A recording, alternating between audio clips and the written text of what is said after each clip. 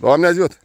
Da, Doamne. Și muncești. Dar reparăm drumurile. A, faceți drumurile? Cum? Facem frumos. Da, sunt câteva E bărceni. două bori, da, asta e normal, iată.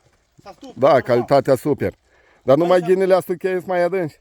Aici spunem niște pai, se amortizați, să nu fărâme ăsta, anvelopele, să nu le știi, pai de bun.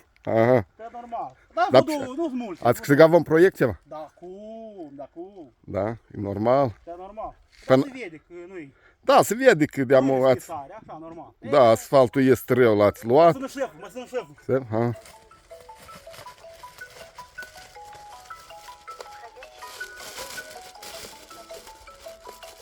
Marișol ce holul este? Alo, șeful, în goleacă mă am, am termin. Nu trimite nici o mașină, gata, am făcut drumul.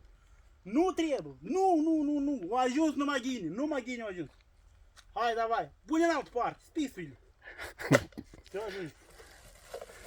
Bun, dar și vroiesc să mai trimat vă o Nu mașină? aduc, dar și să cheltuim, ca pe prea mulți bani duci din buget. Da, voi sunteți economi, nu E trebuie. ca așa normal, aici eu să vad să fac, să ferească, tot normal. Aha.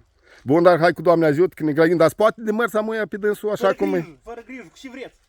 Aha. Faină, fără grijă. Bun, dar hai Doamne ajut. Hai, davai.